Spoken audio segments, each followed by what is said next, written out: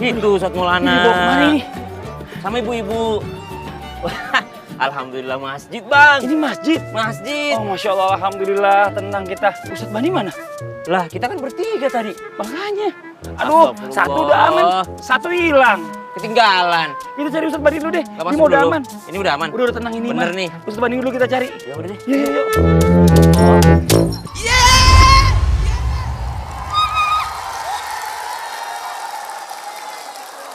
Ibu, Pak, saya senang sekali. Kita lagi berada di mana ini? Mana sih ketuanya? Ketuanya mana? Ini saya lagi di mana, Bapak? Lagi di Masjid Agung Palapa Pecatu. Oh, Masjid Agung Palapa. Palapa di Bali. Yeay! Silakan Pak, makasih banyak. Senang sekali saya ada di sini. Bahagianya saya. Assalamualaikum. Kenapa sih kalian datang? Jadi saya kan hilang pamor saya. Bukan Ustadz kalau mau ikut pengajian ngajak-ajak kita dong. Iya, Kita cariin. ditinggalin begitu aja. Bener. Iya, apalagi dia Ustaz Sam yang bagus suaranya. Masya Allah. Ustaz Bani yang face-nya juga banyak. Masya Allah. Mas Fadli yang ganteng. Dan saya memiliki semua itu. Saya yakin 100% tidak ada yang datang di sini tidak ada yang datang ke sini sama anaknya pasti ada. Ada. Angkat tangan yang datang bersama anaknya. Ya, tapi ada satu pertanyaan, mungkin Apa tidak tuh? ada. Apa tuh? Siapa yang datang sama menantunya? Nggak ada. Nggak ada. Kita bahas hari ini. Gimana Ustadz? Boleh. Gimana siap semua ibu-ibu? Yuk, biar jamaah yang di rumah juga sama-sama nonton ya. Kalau gitu langsung aja kita mulai. Assalamualaikum warahmatullahi wabarakatuh. Waalaikumsalam warahmatullahi wabarakatuh. Jamaah. Yeay. Oh jamaah. Yeay.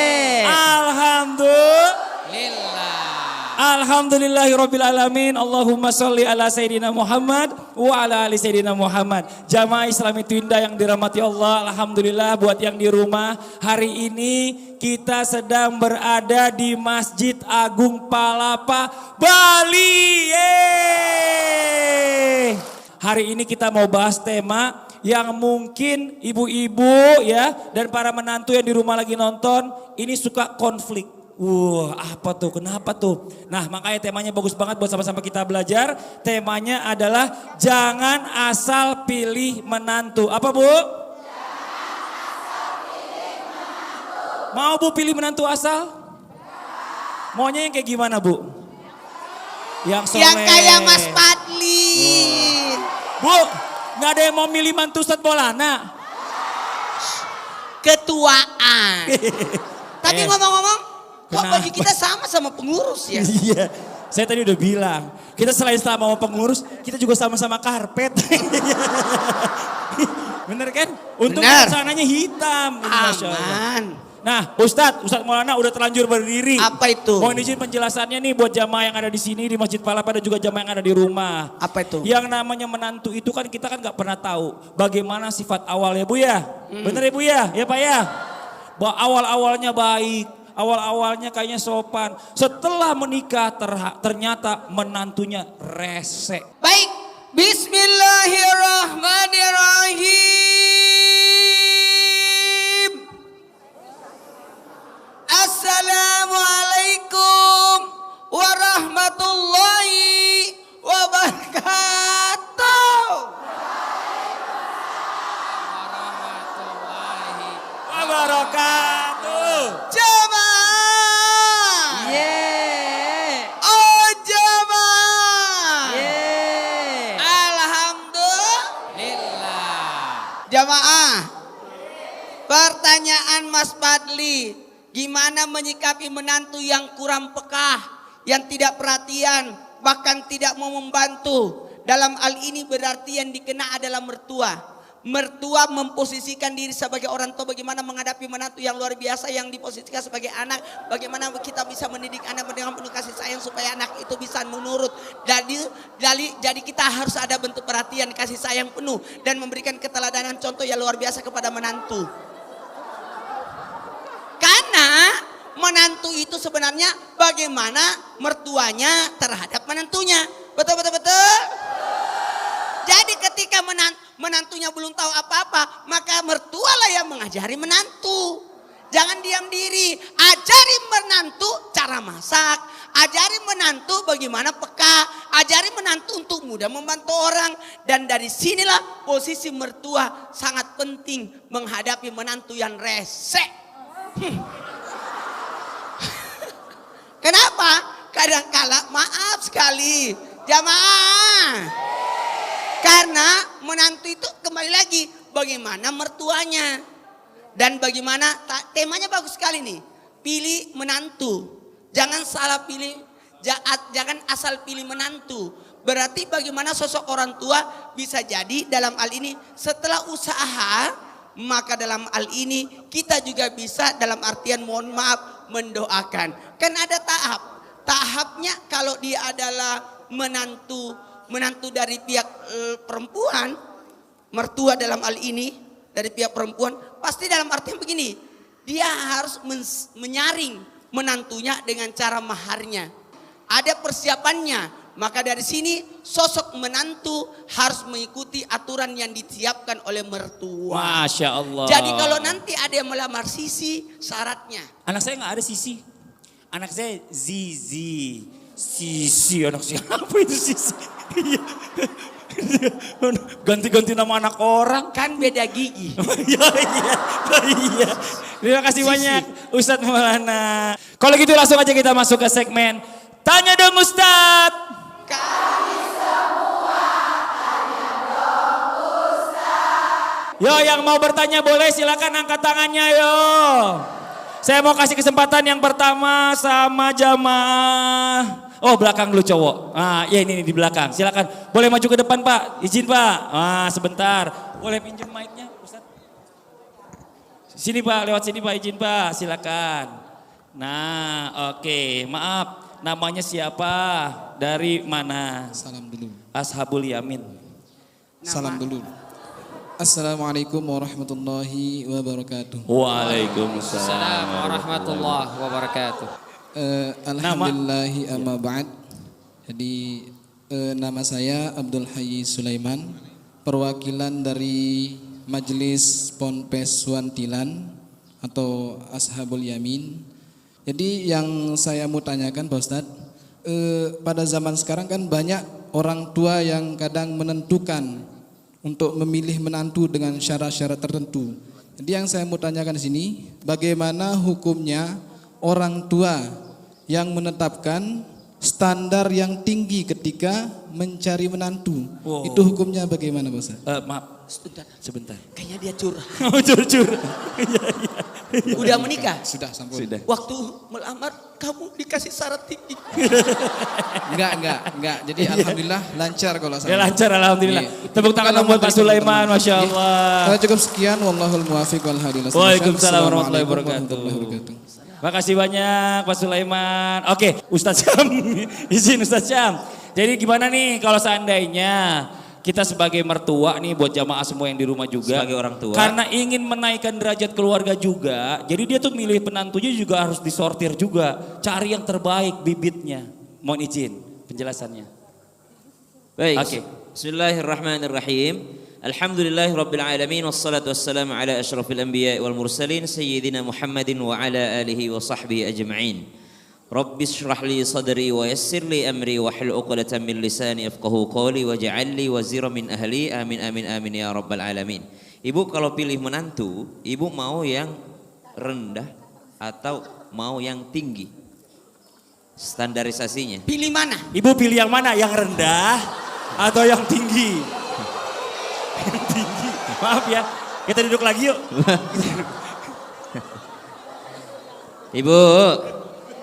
Ibu kalau pilih menantu, mau menantu yang penting sholat 5 waktu atau menantu yang tahajud? Gak penting dia tahajud atau enggak?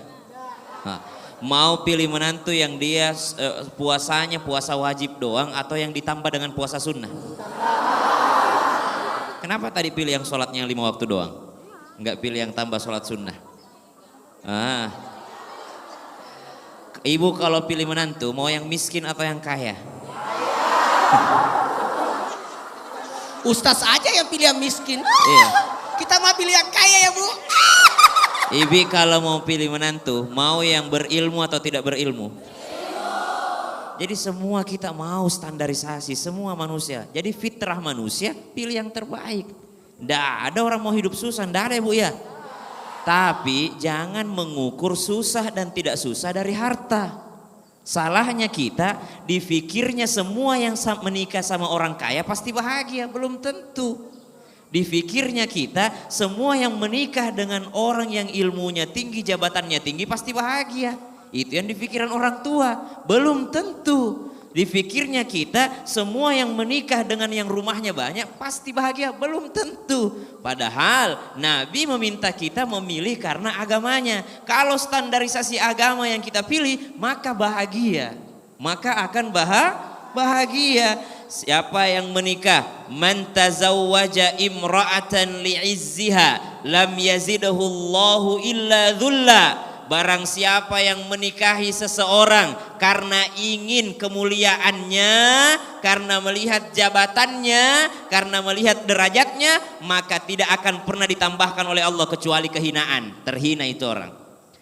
Wa man tazawwajaha limaliha lam yazidhu Allahu illa faqra. Dan siapa yang menikah karena harta, maka tidak akan pernah ditambahkan baginya kecuali kemiskinan. Pasti miskin. Meskipun punya menantu kaya raya, kalau suka merendahkan, maka subhanallah, maka pilih karena agamanya, lalu plus kaya, lalu plus ganteng, lalu plus bagus jawatan itu baru. Tapi pilih karena agamanya, bukan disebabkan karena hartanya. Kalau cuma hartanya doang pasti miskin. Kalau cuma karena jabatannya doang pasti dihina. Karena dia merasa engkau rendah saya tinggi. Na'udzubillah. Na'udzubillah. Jadi intinya adalah yang pertama agamanya dulu ya Pak ya. Agamanya. Nah kalau bicara masalah tiba-tiba agamanya udah bagus, ternyata ganteng. Alhamdulillah. Orang-orang kaya lagi. Wah itu bonus itu berarti. Pasti semuanya pengen yang itu. Terima kasih banyak. Ada juga nih ya bagaimana caranya menghadapi kalau misalnya Ustadz Bani izin deh Ustadz Bani, boleh nggak berdiri? Kita kan nggak pernah tahu nih, Naura ini kan udah makin besar. Kenapa ada saya yang disebut? Bapaknya Saya ini kan diam-diam. nanti kan akan jadi mertua. Betul. Kira-kira Ustadz Maulana termasuk mertua yang kepo, apa yang cuek sama anaknya kira-kira? Kalau betul Ustadz Bani. Insya Allah beliau adalah Kepo ya Bu ya? Yang kepo apa yang cuek Bu? Kepo. Nah makanya kita antisipasi dari sekarang. Buat calon menantunya nanti ya. Izin Ustadz Bani silakan. mohon izin guru-guru kami. Assalamualaikum warahmatullahi wabarakatuh. Waalaikumsalam warahmatullahi wabarakatuh. Jamaah. Alhamdulillah. Kalau tadi guru kita Ustadz Maulana ngomongin ada menantu yang rese. Sekarang kata Mas Fadli pertanyaannya kalau mertuanya yang rese. Ibu? Jamaah? Alhamdulillah. Ini orangnya soleha-soleha semua Ustadz, Mas Fadli, Masya Allah. Kalau mau cari mertua di sini mertua-mertua yang soleha-soleha semua. Kalau cari menantu, di mana menantu yang soleha tadi? Bagaimana kalau kita memiliki mertua yang nauzubillah min dzalik kepo, selalu ingin tahu perihal urusan rumah tangga kita. Tidak boleh orang tua ikut campur dalam urusan rumah tangga anak pada perkara-perkara yang detail. Misalnya datang ke rumah, kok beras cuma segini? Itu tolong lampu jangan di situ ditaruh. Ini televisi kenapa di sini lokasinya? Ini kenapa pot bunga ada di sini? Ada di sini yang begitu? Dulu ada tapi sudah yang soleha-soleha semua insya Allah. Tapi kalau perkara yang inti, perkara agama, boleh nggak orang tua ikut campur? Misalnya dalam ketaatan kepada Allah, misalnya mengikuti sunnah-sunnah Rasulullah, boleh nggak? Harus orang tua, jangan sampai anak sudah menikah, tidak kita perhatikan sholatnya, kita biarkan mereka rusak dalam perbuatan dosa maksiat. Tak boleh, orang tua harus ikut campur di sana. Setuju? Sepakat? Jamaah. Alhamdulillah. Itu yang pertama. Yang kedua Ustadz, bagaimana nih Ustadz? Orang tua saya nggak ikut ngaji, nggak ikut di Islam itu indah, nggak tahu dapat petuah itu Ustadz. Kepo banget tuh kepo. Apa tuh kepo? Pengen tahu aja apa pengen tahu banget? Tahu banget ya kepo ya. Gimana menghadapinya Ustadz? Pertama, kita sebagai anak bersabar mengalah. Jangan pulang dari sini, mah sini mah. Tadi kata Ustadz mama tuh kepo, nggak boleh. Boleh nggak begitu Bu? Mudah-mudahan bermanfaat Mas Fadli, guru kita. Alhamdulillah. Masya Allah, terima kasih banyak Ustadz Bani. Jadi ada emang tipikal orang tua yang kepo gitu ya. Oke, sekarang saya mau kasih kesempatan lagi sama jamaah yang ada di Masjid Agung. Masya Allah luar biasa, Masjid Agung Palapa. Kita kasih kesempatan lagi buat jamaah yang mau bertanya, angkat tangannya. Ayo Bu. Yo mana ya, tadi cowok sini udah. Sekarang kita kasih kesempatannya, yang depan dulu yang berhadapan sama kita. Silakan Ibu, mohon izin yang mau bertanya. Ayo ya silakan. Maju Bu, boleh maju ke depan Bu. Ibu masih punya suami alhamdulillah? Masih. Alhamdulillah. Boleh sebelah sini Bu. Saya cuma nanya doang. Ini ibu kalau bertanya pasti semangat. Iya. Karena dia punya tombol di sini. Iya, terus banget. Namanya siapa? Assalamualaikum warahmatullahi wabarakatuh. Waalaikumsalam warahmatullahi wabarakatuh. Nama saya Nengah Mufrihatun, asli Bali. Panggilannya Ibu? Ibu Roni. Saya punya teman. Kemudian saya kepengen sekali menjodohkan anak saya dengan anak teman saya. Iya. Sedangkan anak saya itu nggak suka. Nggak suka. Padahal saya kan udah deket banget Pak Ustadz. Oh. Saya pengennya apa-apa tuh gampang lah, apa-apa Iya. gitu. Jadi apalagi pestanya kan luar biasa kalau kita udah deket. Oh iya benar juga ya. Nggak usah piti-piti dong. Oh nggak usah dong. Dibayarin semua sama yang calonnya lah. Iya, Ibu itu. anaknya apalagi perempuan? Perempuan. Oh pas. Iya. Iya, Pas. iya. Iya. Mohon maaf, itu bagaimana Itu hukumnya aja. Pak Ustadz? Terima Oke. kasih. Terima kasih Wassalamualaikum banyak. warahmatullahi wabarakatuh. Ibu- Waalaikumsalam warahmatullahi Ibu wabarakatuh. semangat banget bertanya. Iya, Ustadz Syah mau izin dijawab bagaimana nih? Baik, Ya namanya orang tua bismillahirrahmanirrahim. pasti pengennya yang nyaman lah ya, intinya dapat besan juga, izin. Baik. Wa min ayatihi an khalaqa lakum min anfusikum azwajan litaskunu ilayha wa ja'ala bainakum mawaddatan wa rahmah. Inna fi dzalika laayatin liqaumin yatafakkarun. Dulu orang tua saya suka memaksa saya ataupun memberikan saya calon. Tapi ketika mereka kasih, ketika saya disuruh menikah, saya bilang saya tidak ada dikasih calon. Saya dikasih calon. Saya selalu menolak. Akhirnya orang tua saya menyerah. Jadi ibu mau nunggu menyerah nanti atau mau menyerah sekarang? Karena kalau namanya anak, namanya perasaan gak bisa dipaksakan. Mestinya diarahkan. Anak perempuan ya Bu ya? Tapi jelas untuk seluruh jamaah Islam itu indah. Yang ada di rumah yang sedang menyaksikan Islam itu indah. Satu, camkan ini untuk seluruh anak muda yang ada di rumah. Seluruh gadis semua yang mau menikah, camkan satu ini. Tidak ada orang tua yang ingin memberikan yang buruk untuk anaknya. Tidak ada satupun orang tua yang ingin memberikan yang buruk untuk anaknya. Pasti orang tua ingin memberikan yang terbaik untuk anaknya. Yang kedua, untuk seluruh orang tua tidak ada satupun anak yang ingin dipaksa.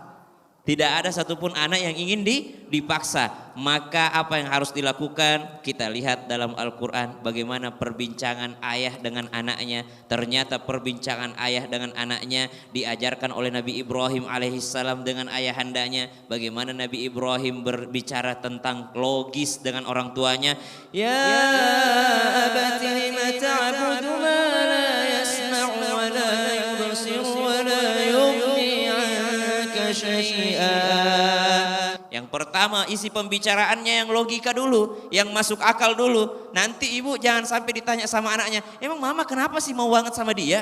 Terus ibu nggak bisa jawab, ya karena orang tuanya sahabat mama. Terus anaknya, ibu udah kenal sama anaknya, nggak tahu sih anaknya, tapi mamanya tuh teman mama. Itu nggak logis jawabannya. Yang logis kasih, karena anaknya nak Masya Allah sholatnya di masjid. Anaknya nak Masya Allah dia suka sayang sama orang tuanya. Anaknya nak Masya Allah akhlaknya bagus. Logis, masuk di akalnya sang anak. Begitu pula anak ketika memberikan alasan kepada orang tua. Nak kenapa sih kamu nggak mau? Aku nggak mau mah. Kenapa? Ya nggak mau aja, nggak logis. Kasih jawaban yang logis. Kenapa nak kamu nggak mau? Saya dengar ceritanya dari teman-temannya. Ternyata dia suka mabuk mah. Nah, logis, masuk akalnya orang tua. Akhirnya tidak ada yang tersakiti. Begitu obrolan anak dan orang tua dalam Al-Quran. Yang pertama masuk akal dulu pembicaraannya. Jangan karena seneng aja. Pestanya kan jadi mudah nanti. Nah, emang pernikahan cuma urusan pesta doang? Pesta cuma semalam, resepsi cuma semalam. Selanjutnya ini siapa yang menjalaninya? Anak-anak kita.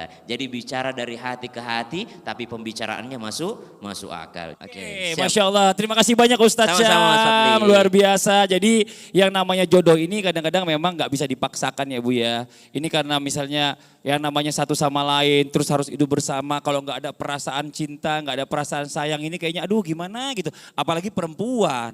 Kalau laki-laki mah ya udahlah sikat aja deh gitu ya. Tapi kalau perempuan nggak bisa ya, Masya Allah ya luar biasa. Satu lagi jamaah yang mau bertanya boleh silakan angkat tangannya Ibu. Ayo Bapak, ayo.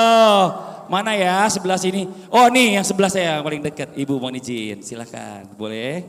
Assalamualaikum warahmatullahi wabarakatuh. Waalaikumsalam warahmatullahi wabarakatuh. Nama saya Eva Diana Nadhifah dari PD BKMM Kabupaten Badung. Masya Allah. PD Pimpinan Daerah Badan Koordinasi Majelis Taklim Masjid dan Musola. Masya Allah, silakan Ibu. Saya punya anak cewek nih. Ada anak cewek. Saya pengen cari menantu. Gak usah kegeeran deh. Tapi menantunya yang kaya raya saya maunya. Langsung lemes dia. Yang kaya raya karena saya pengen di dalam keluarga bisa mengangkat derajat keluarga. Nanti kalau jadi orang kaya itu bisa bersedekah, bisa umroh, bisa membikinkan rumah yang bagus. Nah, bagaimana hukumnya Ustadz kalau saya Masya pengen Allah. punya menantu yang kaya raya? Bagaimana Ustadz Maulana? Terima kasih. Wallahul muwaffiq ila aqwamit thoriq. Wassalamualaikum warahmatullahi wabarakatuh. Waalaikumsalam warahmatullahi wabarakatuh. Bagaimana Hukumnya memilih menantu yang kaya yang kaya. setelah yang satu ini? Jemaah yang di rumah gitu. Coba Ibu ikut saya. Jamaah yang di rumah, Jangan kemana-mana. jangan kemana-mana. Kita akan kembali setelah Ustadz Maulana lewat. Tetap di Islam itu indah. Tetap di Islam itu indah. Oh jamaah.